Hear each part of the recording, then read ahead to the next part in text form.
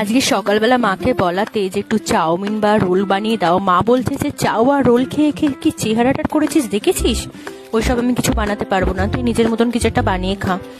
তো আমি আর কি করব বলো, দেখলাম যে এখানে ওটস ছিল, আর ওটসের সাথে আমি একটুখানি পেঁয়াজ আর কাঁচা লঙ্কার একটা ডিম ফাটিয়ে নিলাম। বেশ ভালো লেগেছিল জানো তো ওটসের এই রুটিটা খেতে। আমি অবশ্য একটু হালকা একটু তেল দিয়ে এটাকে টস করেছিলাম, তোমরা দেখে নিও। আর এটা খেতে খুব টেস্টি হয়, অনেকেই হয়তো এটা বানিয়ে খাও আমার মতন, বাট ভাবলাম যে মা যখন বলছে একটুখানি হেলদি খেতে, হ্যাঁ সত্যিই তো তাই, অনেক উল্টোপাল্টা কদিন খাওয়া হয়ে গিয়েছে, তো তাই জন্য ভাবলাম যে থাক আজকের ওটস দিয়ে কিছু একটা বানাই। তো এখানে সামান্য একটু আমি জল নিয়ে নিলাম একটু নরম হওয়ার জন্য, আর এখানে বাইন্ডিংয়ের জন্য একটু ময়দা নিয়ে নিয়েছি আমি, যাতে ওটা খুব সুন্দরভাবে মেল্ট হয়।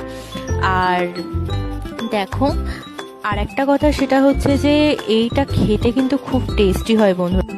আমি এখানে একটু ম্যাগির মশলা নিয়ে নিয়েছি, তোমরা চাইলে দিতেও পারো আবার নাও দিতে পারো, আমার টেস্টের জন্য আমি ম্যাগির মশলাটা ইউজ করেছি। আর কড়াই আমি এখানে সাদা তেল দিয়ে দিয়েছি একটু হালকা পরিমাণে, আর একটুখানি চারিদিকে তেলটা করে নেওয়াতে একটুখানি বেশ ভালো করে গরম।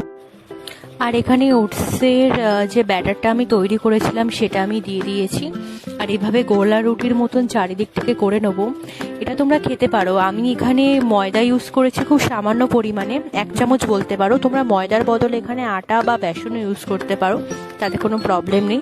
আমার হাতের কাছে যেটা ছিল আমি সেটা দিয়ে এটাকে ম্যারিনেট করেছি। তো এইভাবে চারিদিকে ছড়িয়ে দিয়েছি গোলা রুটির মতন।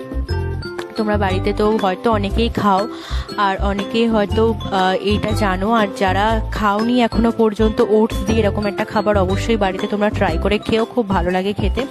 ডিমটা দেওয়াতে খুব সুন্দর একটা টেস্ট আর ফ্লেভার আসে। আর যেহেতু একটু টেস্টি বানাতে চেয়েছিলাম তো আমি এইভাবে বানিয়েছি। আর এখানে দেখো আমি প্লেটে সার্ভ করে নিয়েছি একটু টমেটো সস, আর এটা হচ্ছে চিলি সস দিয়ে, দুটো খেতে অনেক সুন্দর হয়। তো থ্যাংক ইউ।